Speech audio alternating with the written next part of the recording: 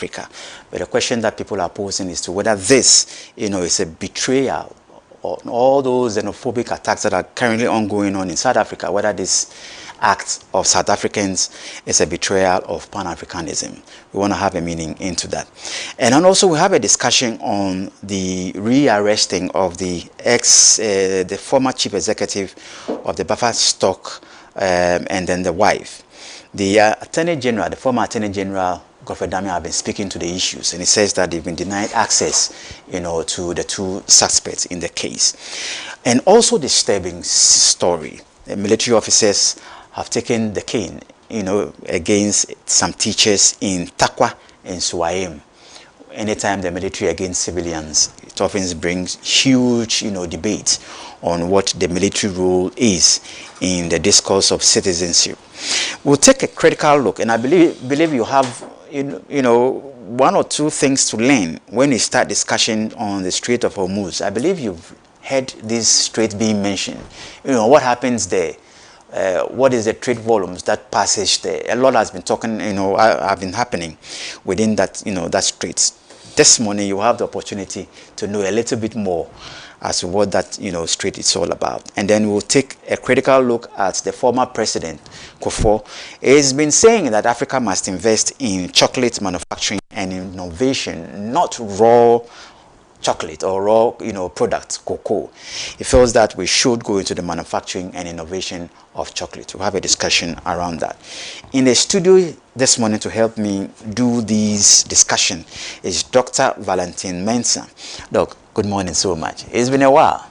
Yes. When I've been traveling around Kumasi, Abidjan, Accra, right? Just to enjoy some of my free time. Oh. And also to explore what is happening in other parts of the world. I see. Yeah. All right. Thank you so much for your time this morning. Also with us this morning, it's Abdul Fattah Al-Hassan. Honorable Abdul Fattah Al-Hassan is a member of parliament for Yendi.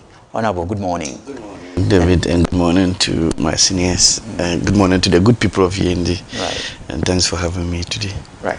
Also with us this morning, it's Comrade Kwesi Pratt Jr., General Secretary of the Socialist Movement of Ghana. Comrade, good morning. Hi, good morning. And thanks for your time. It's been a while as well. Yeah. Okay, we are back. All right, so let's start off with our discussion on the African continent. And we all know what is currently happening in South Africa, the xenophobic attacks that is happening on other African nationals. A lot is going on in that country. People are just being chased from their shops, from their homes, and they are looting and stealing the effects and misbehaving on the streets of most parts of South Africa. It raises serious questions, right? South Africa cannot develop when they exclude themselves. They look inward. They don't want to look outward and not open up the space for others also to participate. It raises questions about, as to whether this is a betrayal on Pan-Africanism. And we want to find out exactly what these implications will mean for the African continent. Doc, I want to start off with you. I know you've been observing Yes. what is happening in South Africa. First of all, what are your observations? Okay. Thank you once again, and good morning to your viewers and listeners. And good morning to the veteran, Kwesi Pratt, and then Honorable. Okay, I think this topic I would have wished that because of his Pan-Africanism aspect, I would have wished that Mr. Pratt started the topic, but I would just say a little bit. Okay, I think the subject xenophobia, I mean, we need to look at it and then see how it can arise in our part of the world, especially when the hatred for a fellow African. Okay, so if we look at our traditional culture, okay, we have a system where we live in communities, and then we even our attitude to strangers and others. So as after independence, we Africans, we should have, if we were going for Pan-Africanism, African unity, we should have made more effort for our citizens to embrace that African brotherhood. Okay, at the moment, I can say that we have few African countries that have exhibited this attitude. I mean, we have Nigeria, we have ourselves, some even true policies. We have other parts of East Africa who have also treated their citizens like this. So I think it's a problem in our continent, and that problem needs to be handled. We cannot wish it away. We cannot wish it away. I know that our first president made a lot of effort to unite Africa, and then the sacrifices that we Ghanaians or Nigerians made for the liberation or for the independence of South Africa, I would have expected that their citizens were made aware of what we went through. So when they see our brothers struggling or trying to survive in their countries, they shouldn't mete out such treatment to the West Africans, because the South Africans fought the British, the apartheid system, for a change in South Africa. Mandela and others were in Ghana. So they should at least be educated of their history, what they went through. But as I'm saying, I think the problem is the fact that we have not disabused our citizens, the minds of our citizens on xenophobia. That and we would also have to deal with the fact that we always say that we were one people and our borders were created by strangers. But if that was so, what have we done ourselves apart from the African unity and all that, the rhetoric of African unity? We need to make constructive efforts to ensure that all African citizens accept that we are one. It's not just meeting once a year or periodically and it's to talk about African unity, but we should, all the leaders should make active efforts to ensure that we accept each other as one. Even in West Africa, traveling from Ghana to Nigeria through the borders, it's not like traveling in East Africa or Central Africa, because I travel from Rwanda to Congo on road, and I've done so from Ghana to Cote d'Ivoire, Ghana to Benin. It's not the same. How come the East Africans have embraced the original let's say East African community, and we haven't? Even though we talk about ECOWAS, we might have started before them. The goods and people move smoothly across the borders. In West Africa, it doesn't happen. But then, even though you are talking about South Africa, I also travel from Zimbabwe to Mozambique by road, and we also traveled seamlessly through the countries. But up to now, you can't have it in West Africa, being asked to pay money and other things. So we are talking about, after we are talking about ECOWAS, it's all rhetoric. What is happening on the ground is not what we're saying. We have to make sure that once we come out with policies, they are implemented effectively. Okay, we like talking or about policies, but we don't go out to ensure that they are effectively implemented. And even when they are implemented, how do we evaluate to ensure that what we set out to achieve, we have achieved? So this xenophobia is a problem. It's not only restricted to South Africa, but South Africa doesn't have the reason to do that, especially what we Africans went through to get them liberated and have this independence. So if it's happening, then it may be due to the negligence of their leaders, because at least they should appreciate the efforts that we made to get them in this situation. Thank you.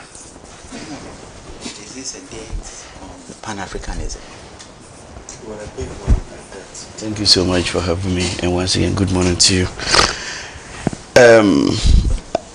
I think that we have the father of Pan-Africanism on the table, and so we would even learn more today. But you see,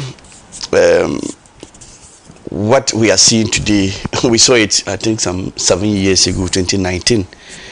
There was the same situation, and the sad aspect of it is that it's so politically intertwined that the leadership are not able to do anything about it. Since they started, they have beaten a lot of people, and you see videos of these beatings. They have caused a lot of, they have even looted stores, and there are videos to this effect. Yet the leadership there, Ramaphosa and his team, they cannot, not even a single person has been arrested. And one can understand. Well, sometimes you struggle to say, to ask yourself whether it is even xenophobia. Because if it's xenophobia, then you should go after the whites, at least the non-African immigrants. You should go after them too. Because xenophobia is talking about foreigners, is that not it? But now, this one is simply Africaphobia, if I would call it that way. It's like your fellow Africans that you hate. And you know, when you look at the history of apartheid, it was not just about the whites and then the blacks. In between, we had these Indians playing a role. Today, if you go to South Africa and you take out the Indians from the South African economy, the economy will collapse. Everybody will tell you. Especially Joburg, especially Durban, which is the home of these things, because the Zulus are based in Durban, that is KwaZulu-Natal. If you take out Indians, because you remember, the biggest economic activity in Durban, KwaZulu-Natal, is this sugar business, and Indians are big. But they introduced the sugar plantation, sugar business in Durban. And so if you go to the sugar industry in Durban, it is controlled by the Indians. So we ask ourselves, are these attacks targeted at just the blacks within South Africa? Just the whites within South Africa, or the Indians? Clearly you can see that they have carved out only the blacks. And what is their concern? That they don't have. I've even seen a video where a particular woman is saying that she has not even given birth because of we the blacks. They say they do not have any means of economic livelihood because of their fellow blacks. And there was a research done after the start of this recent one to ask them about the Africa Free Trade and Continental Agreement, AFTA. Do you know that less than 5% of South Africans are aware of this? Less than 5%. They are not aware that Africans, we should strive to open up our borders, that we should strive to further integrate ourselves, to present more economic opportunities to ourselves. Even where our president is even announcing that we are exploring the option of providing free visa to our fellow Africans. Look at what is happening. And as for the sacrifices made by fellow African countries for South Africa to get to where it is today, the least said about it, the better. Do you know that Zimbabwe, Robert Mugabe, had to delay certain actions after they attained independence simply because of South Africa? When Zimbabwe attained their independence, one of the first things they wanted to do was to take almost everything that the white man owned. Take back their land, take back everything. But their neighbor, being South Africa, they saw that no, they still had a problem. So if we should take this action, the whites will not be willing to give up the political power, because they will see that, look at our neighbor Zimbabweans. When our colleagues there gave up the political power, the people are now coming after them for economic power. So for the sake of South Africans, Robert Mugabe had to delay the economic emancipation of Zimbabweans, because it will have ripple effect on his neighbor country. So he waited until South Africa attained independence, political independence, in 1994, before Zimbabwe they began to go after the economic aspect of their independence.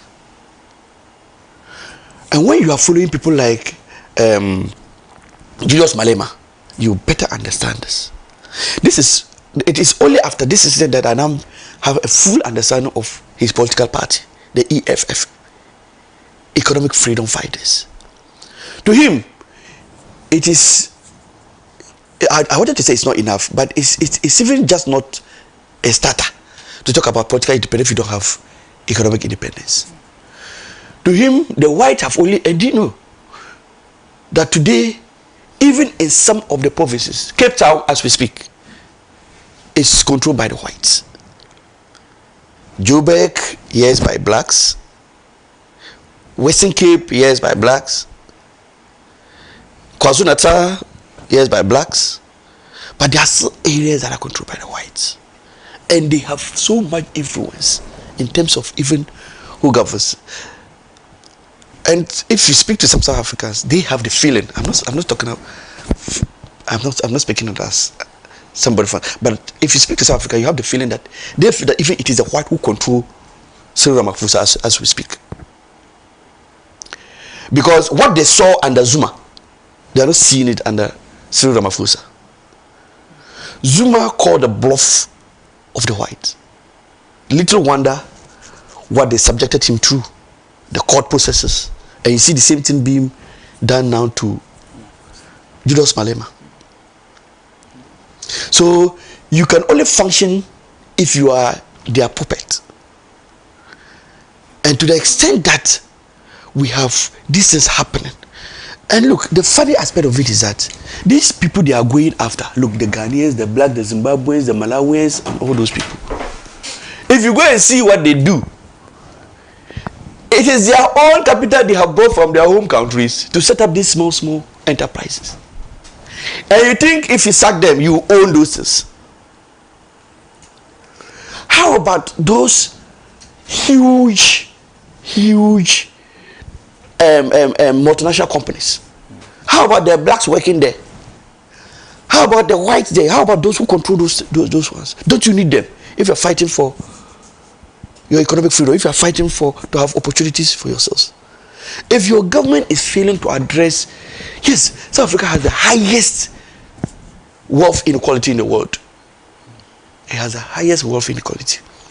And it's just borne out by the way the apartheid system, it's the apartheid system which has given birth to this. Because the whites were far up there.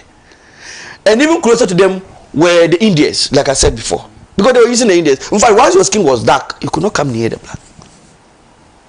Which is why even movement. Nelson Mandela had to burn, is it the passbook? They call that book the passbook. He had to burn the passbook because he didn't see why to move from Soweto to say Joburg, you needed a passbook. You needed to be given more like a passport. In fact, if I tell you Soweto and Joburg, it's like here maybe Tema and Amasaman. That's the distance. Tema and Amasaman, that's Joburg and Soweto. Because the whites were living in Joburg and the blacks in Soweto. If you were coming from Soweto to Joburg, you needed a passport. And the Mandela called their bluff. He said he would never sign this, able to move around in his own country. He had to bend this, and that also causes harm. So they had created, since then the whites have succeeded in creating that gap Huge gap between themselves and the blacks, and that is reflecting in the economic situation they have today. But they are failing to understand that, and they are saying that it's their fellow blacks. Your fellow blacks who are doing basically mini jobs. If you look at the jobs the blacks do there, even the African, the ones they are attacking, most of them. In fact, when I go to South Africa, look, if you go to the African restaurants, most of them, they bring their capital, and the African fabric shops, almost all the shops, some provision shops, and those are the many things that they are doing, the small jobs that they are doing.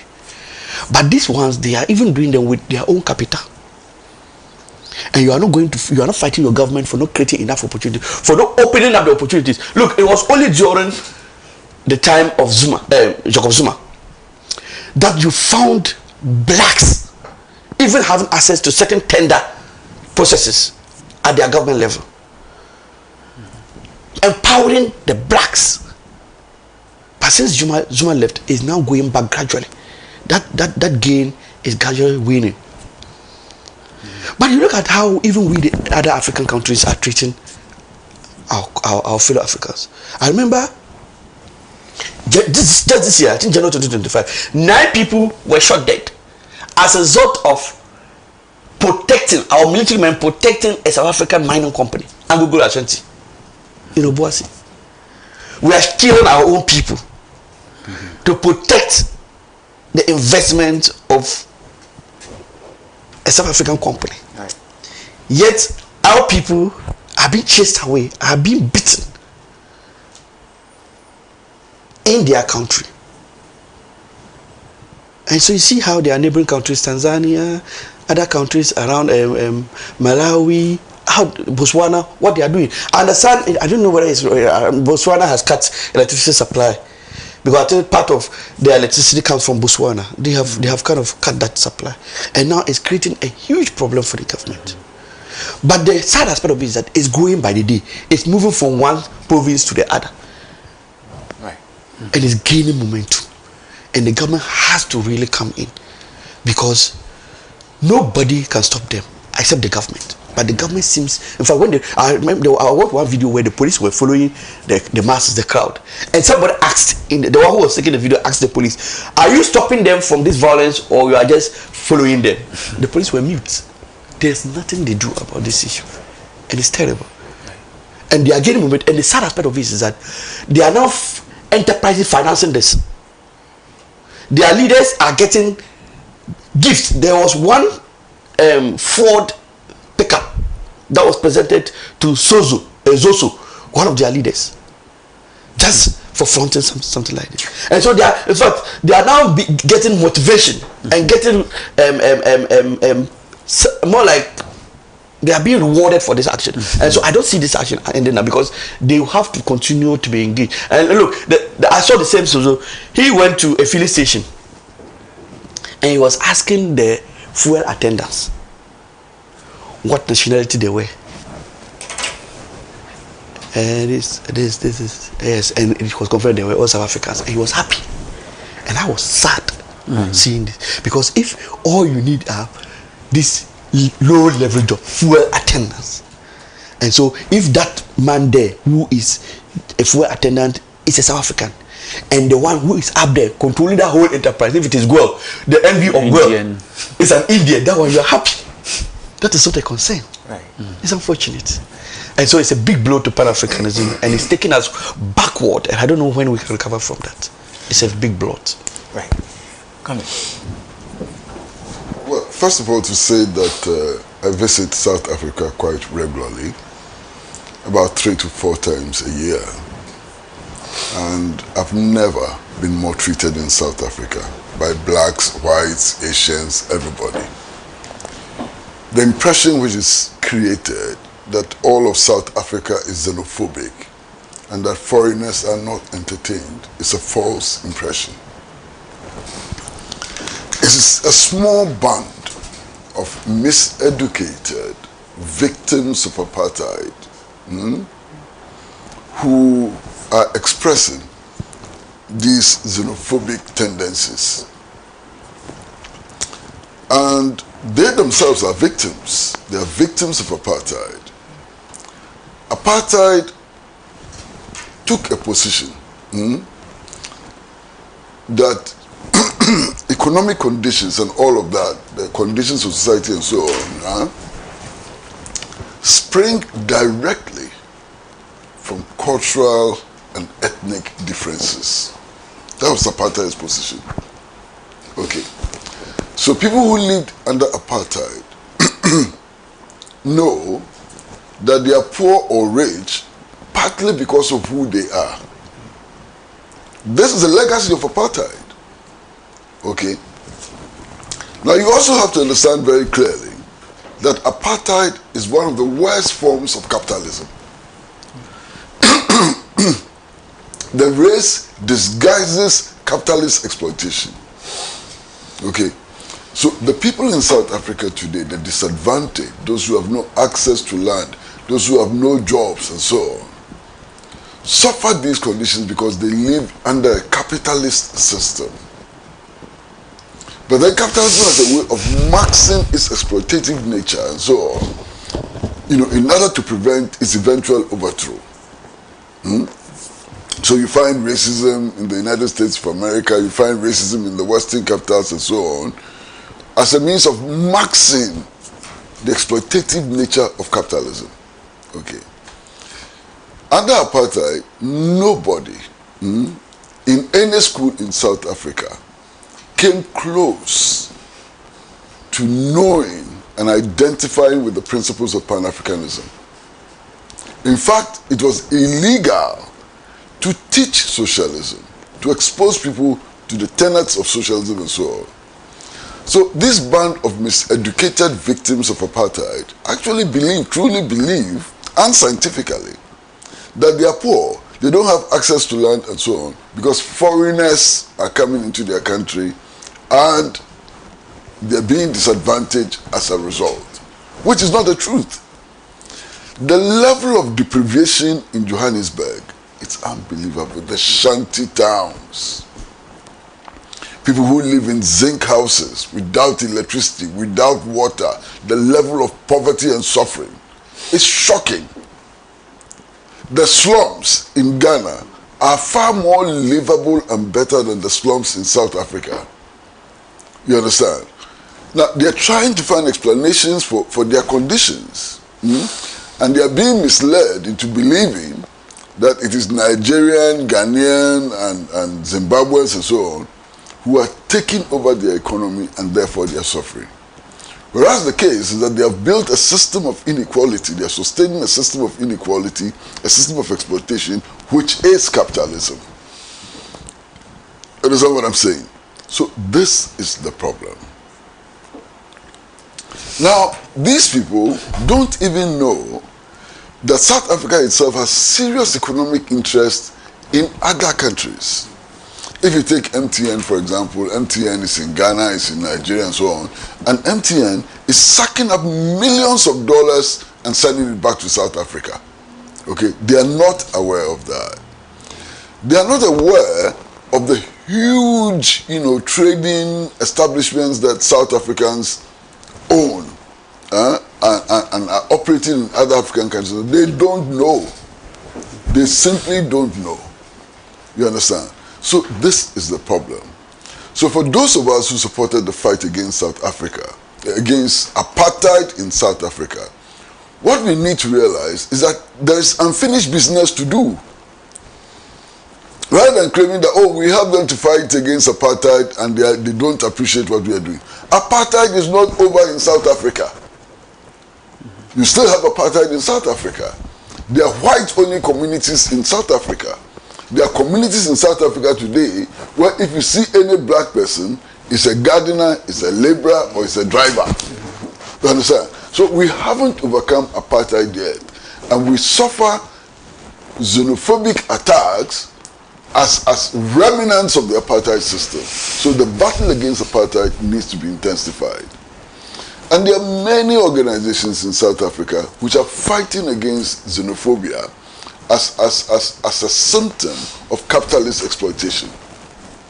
You take some of the trade unions, for example. NUMSA is in the forefront. of the NUSA is one of the biggest trade unions in South Africa, and it's in the forefront. Even COSATU is dissatisfied with these xenophobic expressions and so on. The Communist Party of South Africa is strong against xenophobia and so on. You understand? So it is not South Africans against us. It is a battle to overthrow capitalism in which the people will become aware of the exploitative nature of capitalism and its attempt to mask itself with racism and xenophobia. This is the problem. You understand? It's a lot of work. I'm not happy when African countries, some African governments and so on say we are retaliating, we are cutting off electricity supply. It only exacerbates the problem. We would not allow MTN to operate in Nigeria. It only exacerbates the problem. These results are the direct consequence of a misunderstanding of the South African situation. There are forces in South Africa that we can work with in order to raise the consciousness of the lumping proletariat in South Africa. You understand? Now look, under apartheid, black South Africans were made to feel that they were better off than black Africans outside South Africa.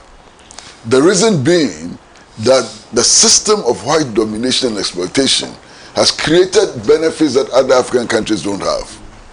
So apartheid poisoned the black population against the rest of Africa. So this is a problem of apartheid. You understand? It is not just that South Africans are mad. How can you say that? South Africans are not mad. They are people like us. All of them are subject to stimuli, you know, like us. And I know many Africans in Ghana, in Nigeria, and so on, who are beginning to express reverse xenophobia. If the South Africans are doing this to us, let also do to them as they are doing to us. That's reverse xenophobia, you understand? And I do hope that with the work of serious Pan-Africanists and so on, we will be able to draw attention to the fact that what is happening is the result of apartheid, and then carry on the struggle to eliminate apartheid in its fullness and in its essence. Right.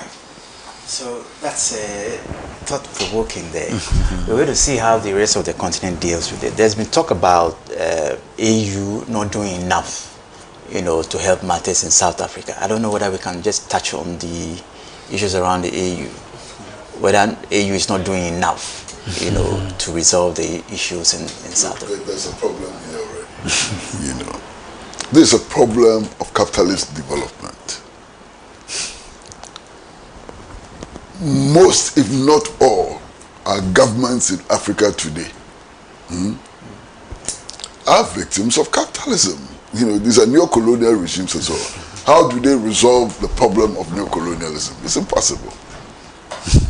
It is not the African governments which will resolve any problem. They don't have the capacity, they don't understand the situation. They themselves, perhaps, are victims of capitalism. You know, I'm so restrained. I don't want to talk about the capitalism and socialism, but I think that we should look at the problems, even though I agree that xenophobia, apartheid has some relationship with capitalism, but it's not a matter of socialism and capitalism, because if we are not careful, then we dismiss all that. You see, when it comes to capitalism and socialism, they all have their pros and cons. We cannot condemn one system outright. So at the end of the day, it boils down to how do you feed? You can't condemn capitalism to its... You can't condemn it totally, because it's got its goods and bads. Don't confuse yourself. Yes. I beg you. Don't confuse yourself. I'm walking into quicksand. I'm not confusing myself, please. What I'm saying is that this problem is not a capitalism problem.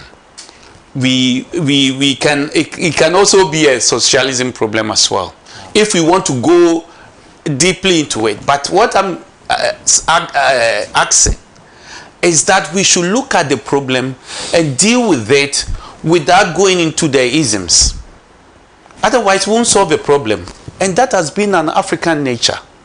We see a problem, we talk imperialism, colonialism, socialism. That prevents us from dealing with the issues. When the issues come, so here, as Mr. Pratt has rightly said, it's an African harming another African because of the fact that those people have been victims, okay, of the system, whether apartheid or capitalism or whatever. But then the system has made them victims, and so they see a fellow African as an enemy, even though it's not all the South Africans. The educated ones will not treat the fellow African that way, based on the argument or the presentation made by Mr. Pratt. But then, if we try to go into capitalism and others, I beg to say that we confuse the issues.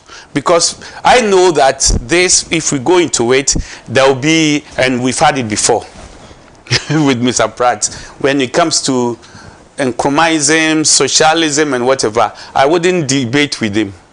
Because I will know where it will end. I will know where it will end. I will know where it will end. So I wouldn't go there. I wouldn't go there, but I don't want him to mask the debate with the capitalism and socialism. Let's go to these are undercuts. They are undercuts. And you talked earlier on, you talk about systems. Yes. The question will be, what system created the apartheid? Because you said they are systems. They are systems. So, for example, when the Nigeria and Ghana were doing the Ghana Must Go and other things, are we also going to blame capitalism for that? I'll give you the explanation. Yeah, are we also going to? We as a people, we've gone through a system where we have, even Ghana, Togo, Cote d'Ivoire, we had the British and French making sure that there was no easy access to cross the borders, or no means of transportation from a Ghanaian to going to Cote d'Ivoire easily, or Togolese crossing, because of the fact that they wanted some repressive system, and the fact that they didn't want us to see what was going well in another country. So after creating a border, they ensured that there was no African integration, or we were contained in our territories. After independence, this system has been sustained by our own leaders. What system is that? The system, that repressive system, the system of preventing us from integrating. And you see most of our leaders still practicing that. Struggling so much. I'm not struggling. You are struggling. I'm not struggling. No, I just want us to stay away from this capitalism debate. But you are not staying away from it. So why do you want somebody to stay from it? Yeah. No, okay. Please let's move on without this debate. But we have it later. Maybe you can invite me to your office and we have this debate later. No, you are speaking in the public space. Yes. And you put a lot of poison in the public space. It's important that that poison is extracted before it causes damage. Yes. You see, first of all, simple recourse to history. These boundaries you see in Africa were not created by Africans. These boundaries were created in Berlin in 1884. At the invitation of Otto von Bismarck, who invited other leaders of the Western capitalist states to Berlin to divide Africa into their spheres of influence. I hope you know that history. There was no African at the table. They divided Africa, the capitalist states divided Africa to serve the purpose of promoting their capitalist interests and so on. That's why these borders emerge. You understand? So that history is clear. There's no dispute about that history.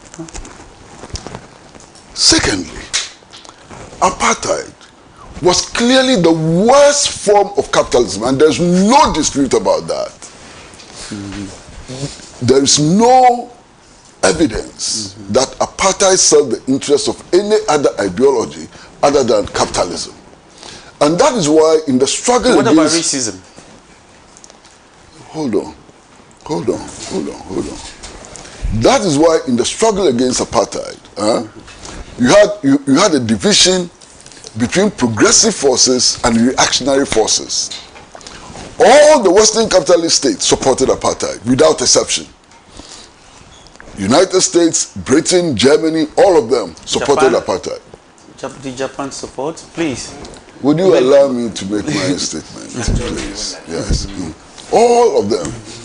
All the socialist states supported the anti-apartheid movement without exception. Those lines of division should teach you something. You understand? Now, if you look at South Africa today, what system of government are they running? What is the system of government they are running which still maintains the shanty towns of apartheid? What system of government are they running which makes the Maracana massacre possible? What system of government are they running which has led to this mass poverty and deprivation which has become the push factor for xenophobia? It's a capitalist system. You understand? Now, xenophobia is the result of the deliberate attempt to mass capitalist exploitation in South Africa. And that's the point I'm making. You can't take capitalism out of this equation. Okay. Let me explain. That's for example. Let's go to our constitution and look at the directive principles of state policy. When you read that chapter, and you see that at the end of the day, it's just a matter of seeking the welfare of the citizens. And if you look at how we have to go about it, I'm sure Mr. Pratt will say that Ghana, we are striving for a capitalist state. But at the end of the day,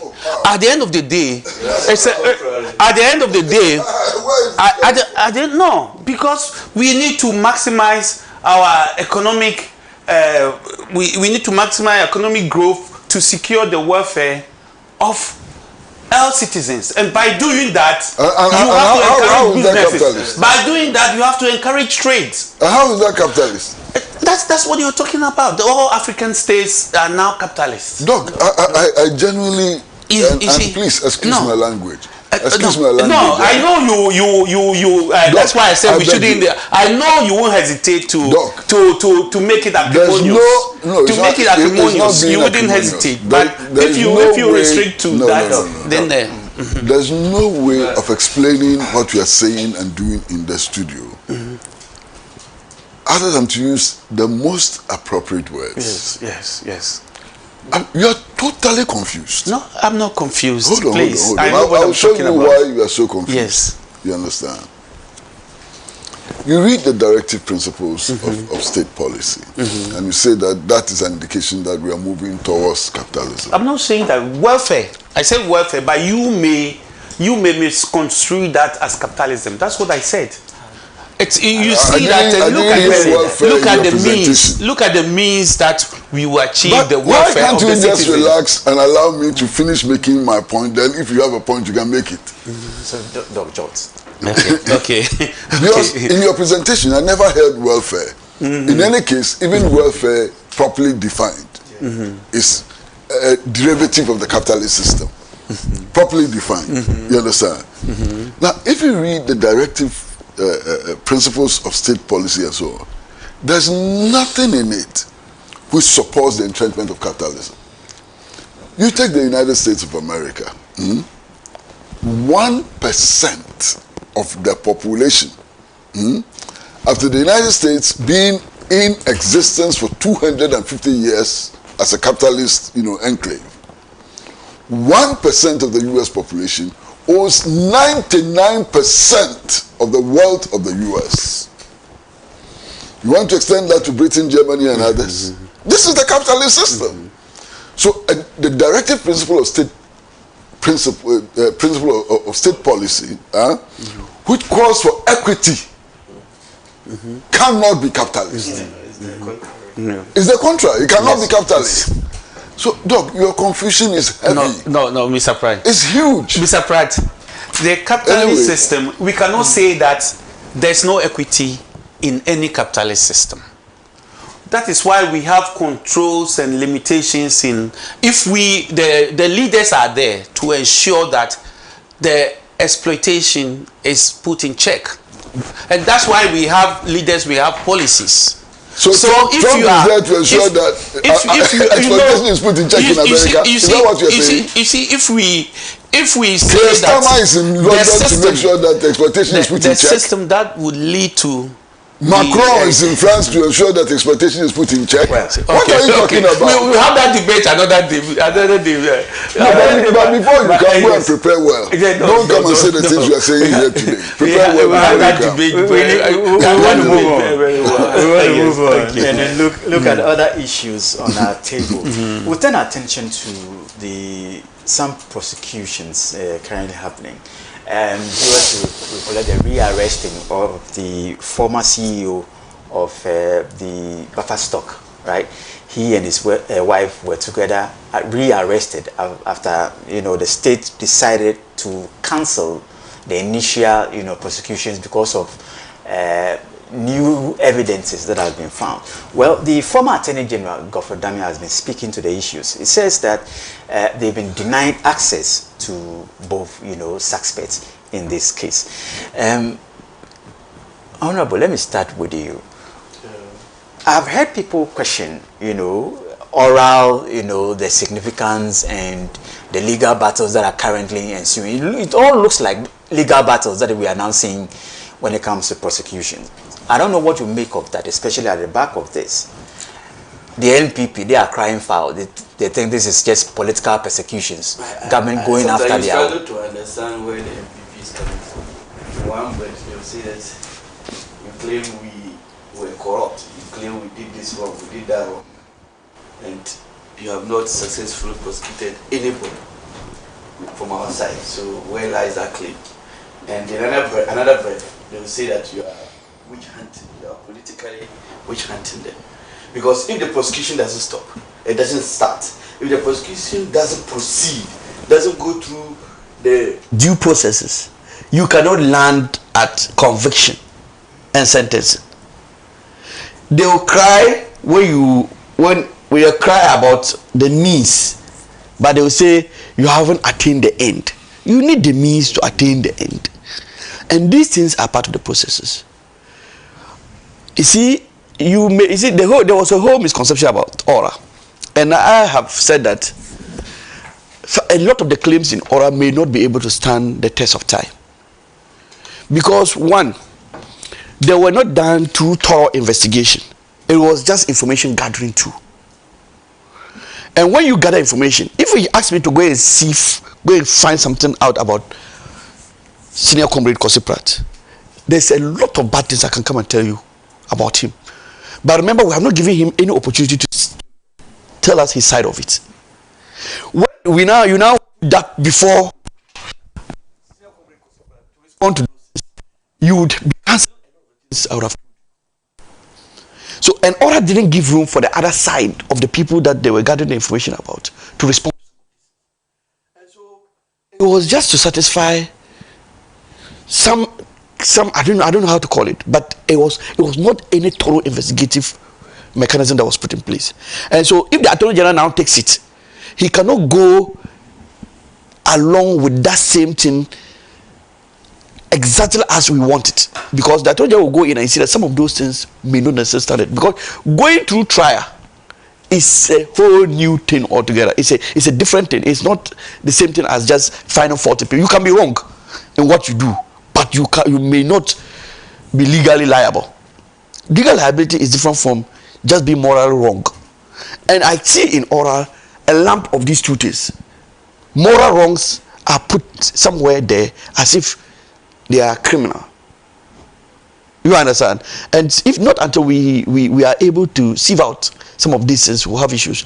On this very issue, it's not the first time we've seen a state at a particular stage of the prosecution withdrawing, or if you like, filing only prosecutor and coming back to the case. Because look, the law itself allows it. We have section 54 of the Criminal and Other Offences Procedure Act 1960, and we have 59. So 54 is talking about null prosecution, 59 is talking about withdrawal, and they all have their consequences. And the power to prosecute is given to the Attorney General. You remember, and in this particular case, the OSP matter, where there was this High Court ruling asking for the OSP to show the power that they have, the authority to prosecute, after the High Court made its ruling. The former Attorney General Godfrey, who is the lawyer in this case, also filed a similar thing. Right after that High Court ruling, he also filed a similar thing in the Iyoko prosecution of these people, the former buffer system, and he's asking for the source of the authority to prosecute these people. And if they don't also have it. So if you allow that matter to proceed, then you are heading for doom. And so as a smart Attorney General, the best thing I'll do is I'll own that case. Because initially it was being done by the Iyoko. And now Iyoko cannot show proof of any authorization they have from the AG to do that prosecution. And learning from what has happened, and it is only an unwise AG who will sit down and allow them to go and find them fall into the ditch before. So this withdrawal of the charges and the rearresting is just to make sure that the right thing is done. So the Attorney General wants to own the prosecution. So there's the whole process that had gone on is now null and void. There's going to be the start of new processes. They're also talking about some new evidences, new pieces of evidence. And see, the law allows you, if you feel that, we have authorized convict and authorized acute. In certain instances where you feel that this thing, the prosecution has gone through its case, especially when the prosecution has closed its case and it's now coming to ask for withdrawal, the law will tell you that when you withdraw, you can't come back when you have fully closed your case. So the Attorney General is aware of some of these intricacies, and it is better to have it done now than to wait and get a court pronouncement which would have been too late to overturn. The concern here is whether the AG has within its powers the legal right to deny access. I don't think, I don't know what the update is, but this thing we are discussing, I think it was around 11 a.m. yesterday when the former Attorney General was complaining that they had not had access to him. I don't know what the state is as we speak, because I would be very surprised. But we've seen almost all the suspects, and if you like, the accused persons that we've had in the who are standing trial. None of them has been denied access to their counsel, and I don't think this one would suffer any such fate. I have the feeling that maybe they needed him at some time, and the AG also was still doing their interrogations. I would be very surprised if indeed the AG would deny a suspect access to his counsel, because that would be a clear breach of the law, and I don't see any AG doing that, because at this point we can only call him a suspect. He's not even an accused person, because he was an accused person when he was standing trial. Now that you have him withdrawn all the charges, he's now a mere suspect, and the Constitution is clear on what rights he has.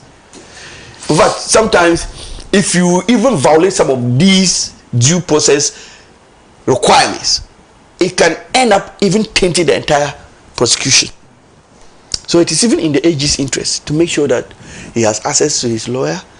The 48-hour rule is respected. If you want to keep him beyond that, you go to court for the court to grant you an extension, and all those things. I want to believe at the time, because when they were saying it, they said for 24 hours they have not had access to him. And so at the time they were speaking, the time to keep him had not elapsed, even though the law is not saying you should keep him up to that time. But I have the feeling that it was just, and you remember at some point they also said he also fell ill. What is it name? Hanan fell ill and he had to be rushed to the hospital. So when the AG is in the process of doing all these things, taking him to for medical attention, all those things, they may not have access to grant you that audience you need. But that is not to say that the AG will never, because it will be the first, because almost all the ones we have seen so far have had, in fact, when the Maxwell Kofi Juma, when he was arrested, when he came from Kumasi to Accra, and he was detained, they spoke to the on City Eyewitness. They said the first interview they granted that night was the Ashanti Regional Communication Officer of NPP, who said they have not had access to him. 1 minute after, they proceeded to the lawyer, and the lawyer said no, they have access to him, they are with him. The Attorney General will do no such thing. If within the time that he was speaking to the media, they had not gotten access to him, fair enough. But Attorney General will never deny any suspect access to his counsel. No. Thank you. Okay, so this in Ghana, when we talk about corruption and one political party or one government chasing a public official and then trying to prosecute, as the Honorable said, with the prosecution oral, we are not achieving what we set out to achieve because of the intricacies of prosecution. What I'm seeing, and when I came back, when I returned to Ghana, I did a lot of research in the governance system, and especially asset declaration with the ICAG. I did a lot of work. We presented even to the Vice President then for the asset declaration law to be tightened, and even recommended some amendment to the Constitution. We have a system where we've made it so inconsequential for public officials to engage in corruption. And we, the people, we are not angry enough just because we believe in the turntable that when my party comes, my people will enjoy, and then when the next one comes, they have eight years to enjoy as well. So what we should do to ensure that the loopholes in the Constitution are tightened, we are not doing. For example, at the moment, I would say that unfortunately, my hopes that were risen in 2025 through the constitutional review, and by the end of the year, the president promising to set up an amendment committee, have been dashed totally. And that has been dashed because we as the people, even though the president may have the willingness to implement the Constitution amendment, we as a people, I do not hear even the top media gurus discussing this constitutional amendment. And we, the people, we think that it can be given to us on a silver platter. We have an honorable here, for example. He's in Parliament.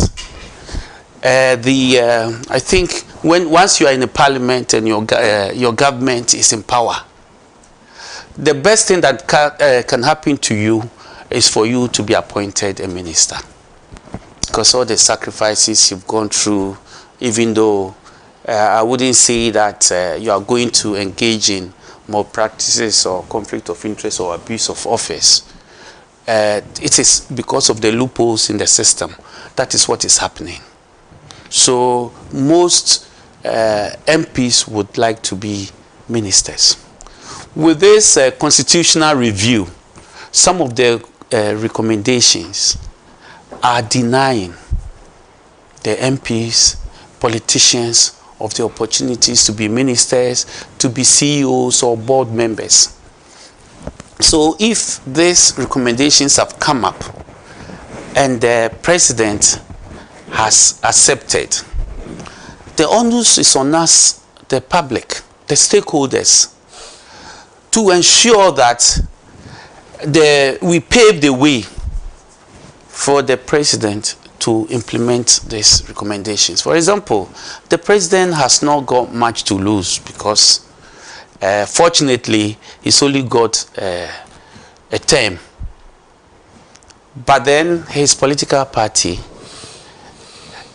may not have that interest, because these recommendations are quite effective in arresting all the irregularities of the political parties and public officials. And if in the past they've been given blank checks, it's not going to be easy for the checks to be taken away from them. So at the moment, we have resigned to our fate of letting the political system deliver the amendments. And that's what we've gone through for the past 33 years. If we do that, it will never happen. Okay, I've been monitoring this. I've heard few. The last time I heard was is it Oliver? Is it Democrat? Is it Democracy Hub? Or yes. I mean, they were the only people who have so far come out strongly to ensure that this constitution amendment implementation comes to pass. But we cannot sit there as a people. So we're talking about corruption, prosecution, like I said, with the asset declaration, my research, the title was the prevention is better than cure. We are spending so much energy pursuing officials for 8 years, squandering state resources in this prosecution process. And then at the end of the day, nothing happens. And we as a people, we need to disabuse our minds that we cannot rely totally on the politicians and public officials to fight corruption. We have to participate in that process. We need to ensure our constitution, which is riddled with the loopholes that facilitate these actions, the loopholes are tightened to prevent. Because if with this asset declaration and the provision for conflict of interest, they are porous at the moment. And so we need to take the action to ensure that these recommendations that seek to tighten the loopholes are implemented. So far, for about 5 months, even the president said that after receiving the report, the president stated that he was going to get the same committee, most of the members of the committee, to be part of the implementation committee. And on the 22nd December 2025, he promised to set up the implementation committee. We've been monitoring, I've been monitoring for 5 months, and it's all promises, promises.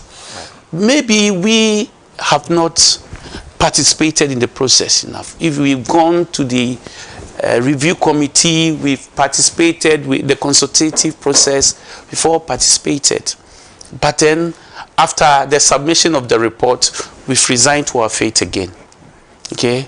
The opposition party, NPP, the next day, they came and said that they were going to constitute a committee to review and come out with their views. Up to now, I don't know, I'm not in the media. I haven't heard anything. Right. Okay? So we can sit here talking about corruption, chasing public officials and all that. I think we are wasting our time. It's about time we tighten all the loopholes in our constitution and our laws. The Honorable rightly said, the oral is not working because you take the people to court and it's not easy to secure. No, because you see why you are. What is happening is that these laws are not like the asset declaration. You see, the clauses are not tight enough for the evidence to be gathered to prosecute the perpetrators. So, for example, if you ask someone to submit the asset declaration in a sealed envelope, and the Auditor General cannot verify the veracity of the declaration. I mean, when there's a perpetrator amasses wealth, and you have that evidence that the person has amassed wealth, you cannot prove that the person, when he came, he had this and that, unless you go to a verified asset declaration. Okay, so we have so many of these loopholes preventing effective prosecution. Right. But then at the end of the day, the supreme law of the nation has to be top-notch without loopholes. So far as we are sitting here happy with that constitution for 33 years, we are not making the effort. Right. We will have this practice. So I'm not ready to go into whether the person was arrested, there was no access. I mean, it's a waste of time. Right. We are wasting our time in these things. We have to do the right thing and make sure that our system is tightened enough to prevent rather than cure. Well, there's no issue about the rearrest of the suspects. No law has been broken. It's not an issue. The lawyers themselves are not raising that as an issue. What is in contention is whether or not indeed the suspects have had access to their lawyers. Okay. Now, there are some questions which need to be answered in order for us to arrive at a firm conclusion. Lawyers are appointed by the suspects. The fact that you go to the place and announce yourself as lawyers does not necessarily qualify you as a lawyer for the suspect until and unless the suspect confirms that he has appointed you as his lawyer. So it is true that Hanan and the wife had engaged the former Attorney General and so on when the case was being tried. Once they were discharged and rearrested, there's a new case. They have to indicate to the state authorities that these will be their new lawyers, or this will continue to be their lawyers.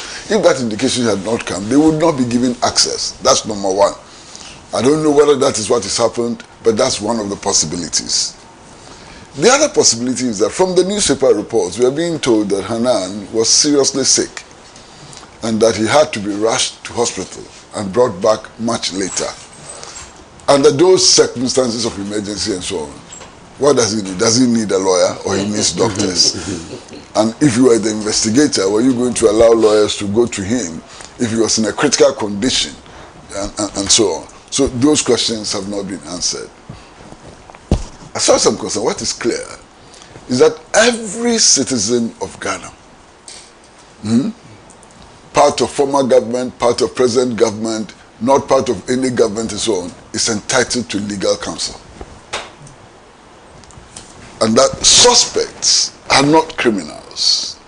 Suspects may be innocent, and that they need to be granted all their rights provided for in the Constitution.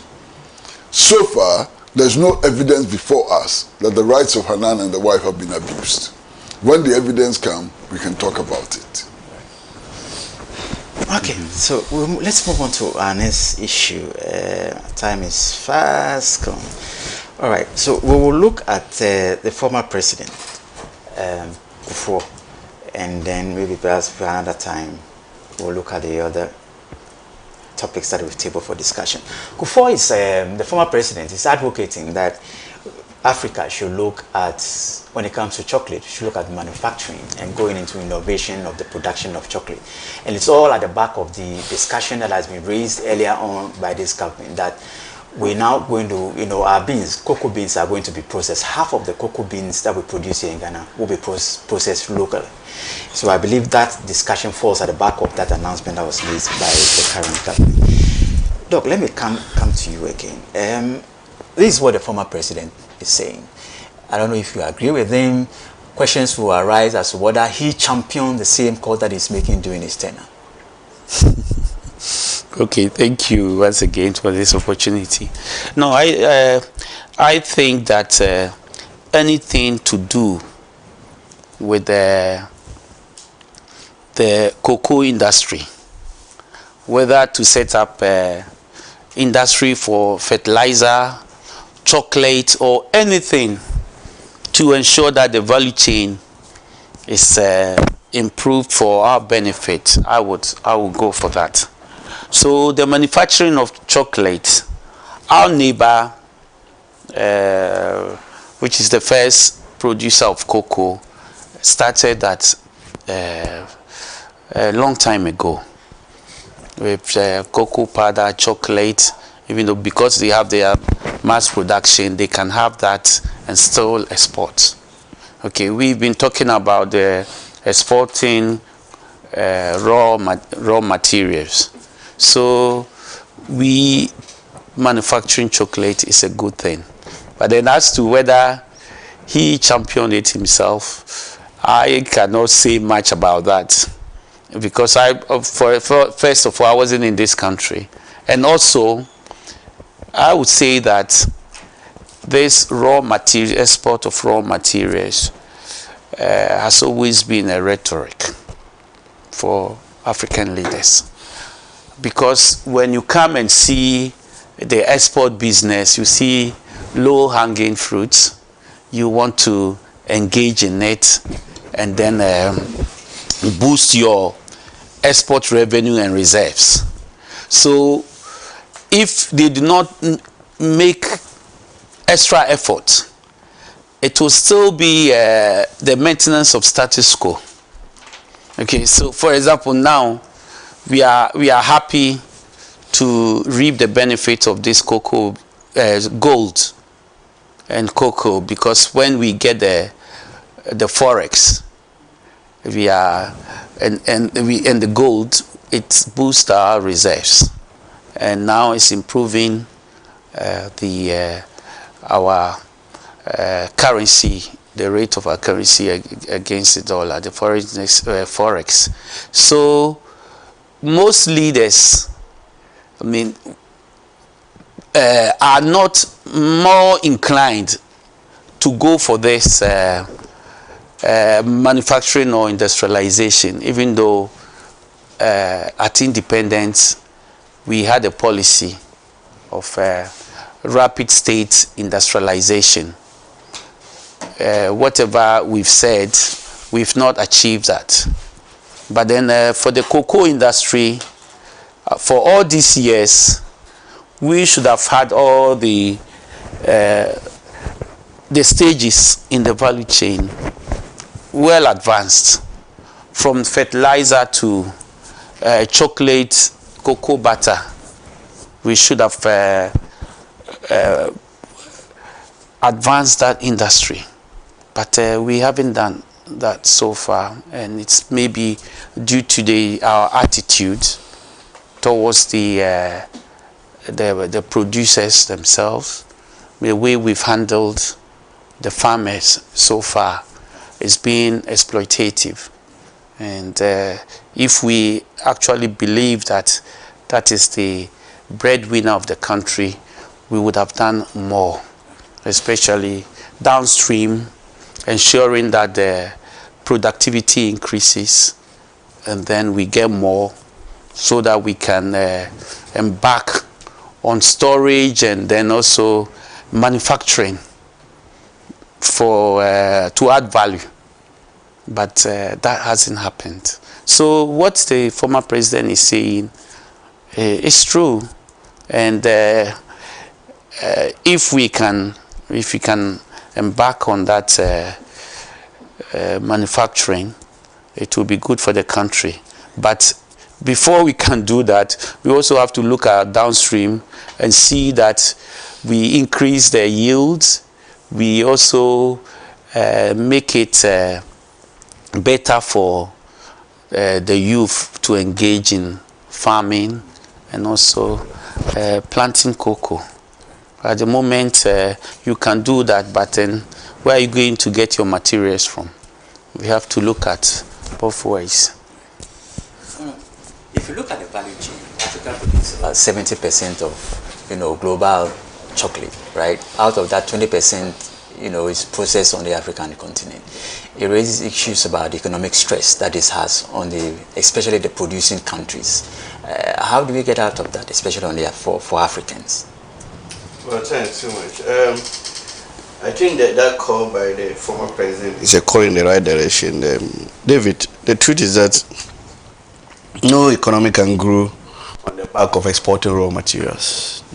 Once you are not refining those raw materials, once you are not setting up manufacturing industries to process those raw materials, then forget it. Because at the end, you are only getting a fraction of what that raw material is worth. A fraction. And I want to comment the current government for some of these bold policy initiatives that it is undertaking. In fact, if you look at the cocoa sector, which you are saying, about half of it should be processed locally. Look at the president. The president gave also a policy directive on the mining sector, where there is that plan that by 2030 we should have 100% of our mineral resources not only mined but processed locally. And as we speak, Gold Board has set up a refinery which is already refining parts of it. And just last week or so, we saw the Damang Mine CEO, you understand, taking almost everything that they have mined from their site, Ibrahim Mama, to Gold Board to have it processed locally. Look, today, for instance, we started this discussion with South Africa. South Africa is South Africa because at the very onset, the whites were in charge. South Africa is very rich in minerals. Very, very rich. And if they were going to start by just exporting these minerals to other countries, they will not be where they are. They are where they are today because they have been able to mine the same minerals.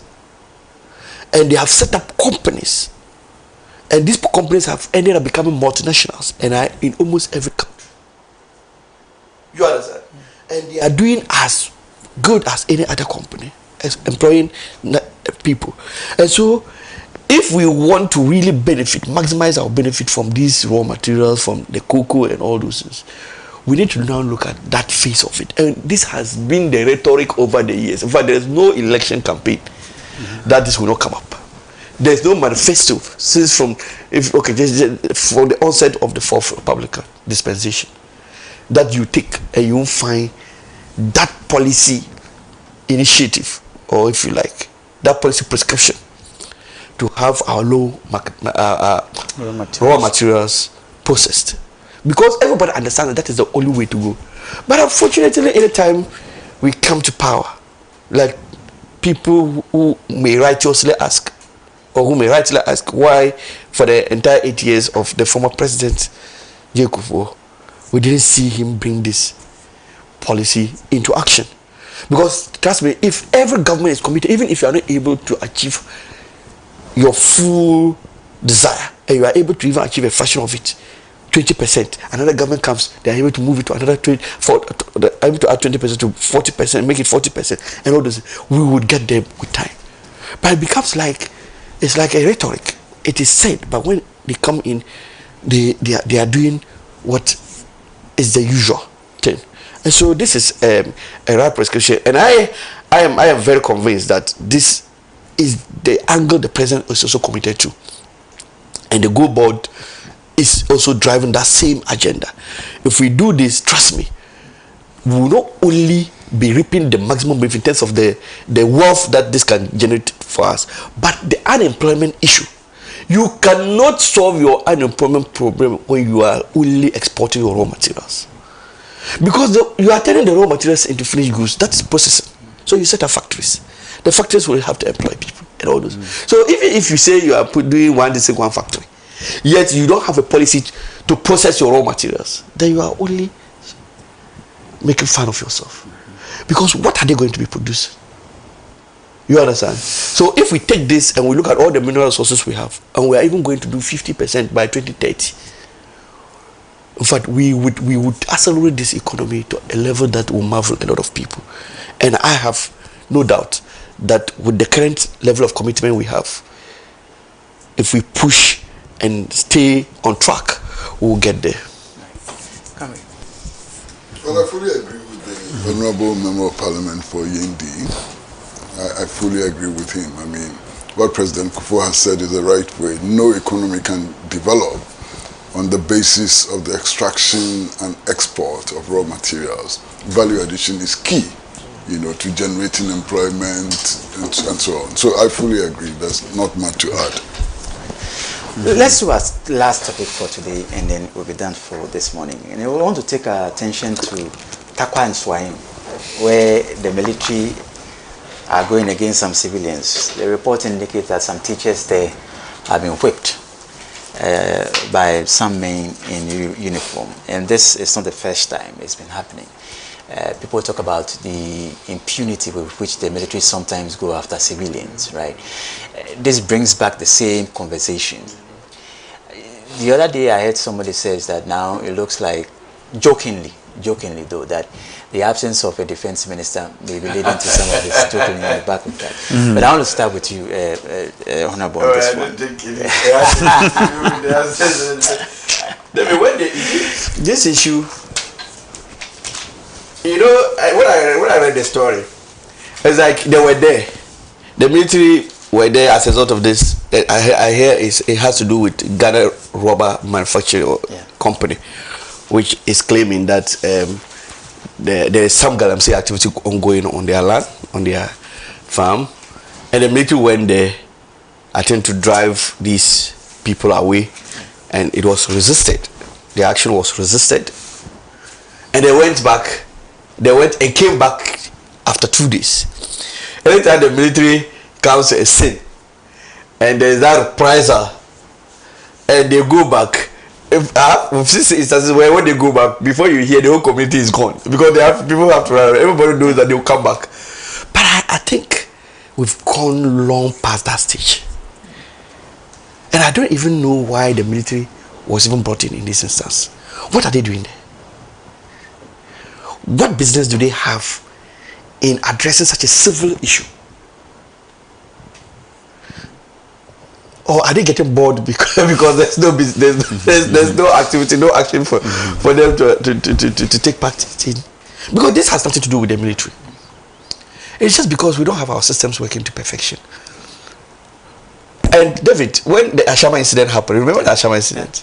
Coincidentally, I was a lawyer for about 7 of the suspects who were arraigned before courts. I was a lawyer for them. And it was another look. Till date, we've not even seen the report. The government said, then need to yes, the then defense minister. Oh, they were setting up a committee to investigate it. The committee was announced. Till date, what actually happened?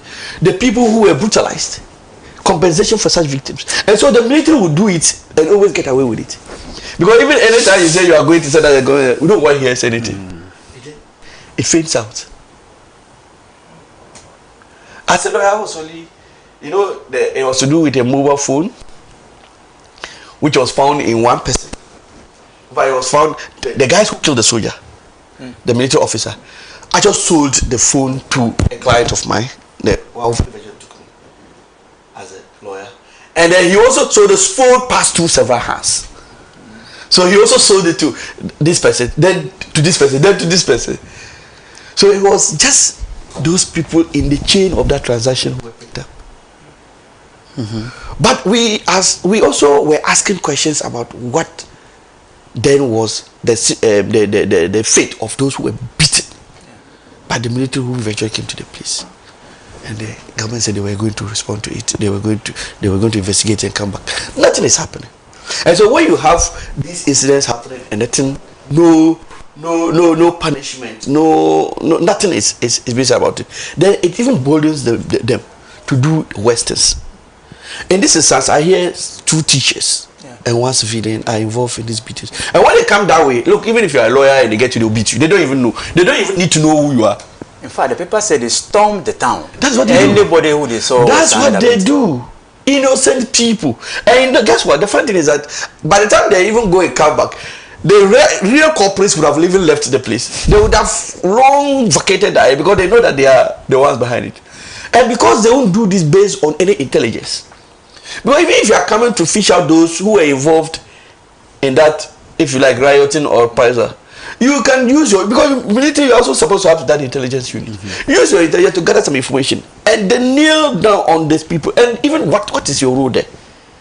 Let the law take its course, because we are living in a civil society, very civilized society, and we expect the law to be working. How do we nip this? Because it looks like it will reoccur. Anytime there's an issue, we can nip this by knowing the boundaries of deployment of the security units. The soldiers don't have any business going there. They are supposed to protect us, our boundaries. Are we under any threat? And some of these things, you see, it's just because these companies have the money to pay anybody to do just anything. Except that they use relationships. Oh, he's related to the defense minister, if the deputy defense minister or the CDS. You understand? So if they place a call, this is what, and then they just do just anything. And so we need to define these boundaries. Where do we have to have the soldiers coming in? Look, the more you keep taking soldiers to some of these localized issues, the more people even become used to them. And then when you have serious issues for them to go in, they go in and they don't. We have Boku. Boku is still burning as we speak. The soldiers upon soldiers have been deployed there. What have they been able to do? That is what should be their concern. These are the issues that should be of serious concern to them. You understand? We have recently where, even as late as last 2 weeks, where some civilians wanted to cross into another area around the Boku area, Binduri. And they sought the protection of the soldiers, the military. And the military took them and guided them through. Do you know that they were shot and killed, even with all the protection by the soldiers? So people are now becoming used to, because they are not making themselves that relevant. They are veering into areas that they shouldn't veer into. Even when you are called to intervene in some of this matter, let them know that that is not part of your duties. Let the police handle it. I am not sure this would go beyond the level of the police to warrant you bringing in the military. And so to me, I think this matter must be pursued.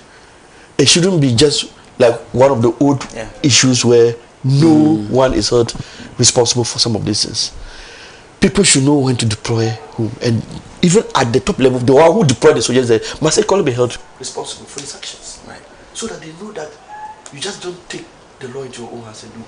And then the victims must pursue this cause. In fact, they should go in for even compensation from the state. When the state is made to pay these victims for some of these human rights violations, the state will be mindful in how it gives orders to these people to intervene in some of these matters. Right. Thank you so much. No. Thank you. Yeah, I don't know the reason why the military went there. They were called, to curb some Galamsey activities in that town. Okay. So when they were confronted by some of the Galamseyers, they left. There was an argument. Right. And then they left. Yes. Came back the following morning, early dawn, and started attacking the residents. Okay. Yeah. So as Honorable said, the military, their main purpose is to defend the nation. And we have the police service also protecting the citizens. Okay. I don't know why we always call the military. And is it because they don't have much to do? So last time when I saw that the the government had engaged them in the expressway, I was so happy, because they say idle hands. Yes, so if we are just looking at them as just for the defense of the nation, and maybe currently they are not having much to do, then they can do that. But I should expect the military to be so disciplined to prevent them from engaging in such activities, because even if you are not carved out for protection and you are assisting, you don't go out of your way and then brutalize the people you are supposed to protect. Yeah, so that is something that is not in order. So, but then I think we should try and find more for them to do, like we are doing now, engaging them in the infrastructural development and other things. I think some countries have been doing that, even the West. So it's a good thing that the government has started deploying them to what. But I would wish that they should be deployed to the current Kumasi-Accra road as well. If people are spending 12 hours, maybe the military can help, but then they shouldn't go and brutalize people there again. Right. Yes, just that we have to find some work for them to do. Idle hands can lead to a lot of things. Come here, listen with us. I think the Ghanaian authorities must be told in plain language that the days of a higher Kenya are over. We will not tolerate that again. You understand? The military has a role. These frequent stories of the military brutalizing civilians and so on is clearly unacceptable and must be resisted. And the government must be made to suffer the consequences, of these actions. And I agree with Honorable again. I mean, the victims should file for compensation. And if need be, there should be an investigation to establish why the military was called into this in the first place. This is clearly unacceptable. There's no way we can accept this at this stage. Right, okay, so let's do some messages and we'll be done for today's show. This one is from Stephen Payne from Y. Says, good morning, David. And Nana promised Ghanaian school children 1 piece of chocolate a day in school. Chocolate is produced in factories, but Ananado forgot to set up any facility to produce the chocolate, and he has just remembered value addition is necessary. Nana, your 8 years was a waste, and your advice has no place in morality. Well, that's what you think, Stephen.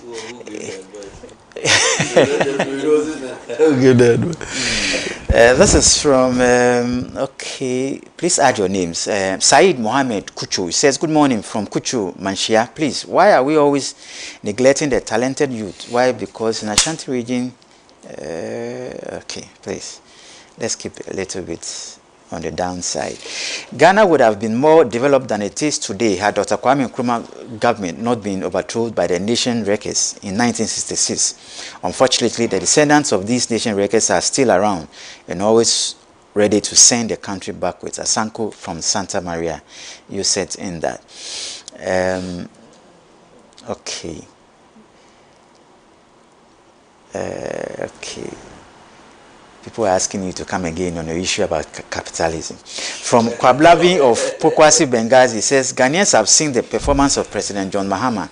They have seen the greater things President John Mahama is doing. So whether there is doomsday or not, they still believe in President John Dramani Mahama. All right. Thank you so much, Daniel Noti from Amasaman. This one says, good morning. History makes it clear that the liberation of South Africa as a nation was largely because of the integrated efforts of other African countries. I'm beginning to think the colonial metropolis wanted to turn them against their brothers so that when they start attacking them again, we will fold our arms and watch the massacre. From Catalyst. Thank you so much, sir, for that message.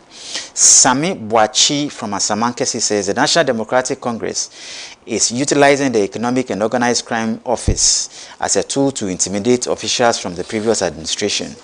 While civil society organizations remain silent, the controversy surrounding the Office of the Special Prosecutor highlights the administration's lack of commitment to combating corruption as they seek to shield their members. All right, thank you so much. It's a long one. Let's keep the messages a bit short. Musa Abatwa an ardent contributor to the platform. He says, rearrests are allowed in our democratic and accountability processes. It is even more surprising to hear Godfrey Dami complaining bitterly about a process he himself used while serving as Attorney General, to the extent of allegedly interfering in court proceedings by coercing a witness and pushing for a daily trial. Let me come on to Facebook and then we'll be done for today. Faisal Yusuf Komda, he says, capitalism cannot be the reason for what is happening in South Africa today. Otherwise, the corruption and all the misgovernance in Africa could be attributed to colonial relic. What about the, it says, what about the consistent political conflicts in Africa? Okay. Alaji Haruna Shaima says, the NPP is Ghana's problem. In fact, they don't mean well for the country. They only want power at all costs, so they don't see anything positive of the NDC government. Thank you so much, Alaji, from Ashaiman. I think that should do for today's morning show. Thank you so much, Dov, for your time. Honorable, thank you so much, comrade. Thank you for making time. And also thank you so much for doing the watching. God willing, we'll be here same time tomorrow morning to serve you some sumptuous breakfast. Until then, have a very productive day. Bye.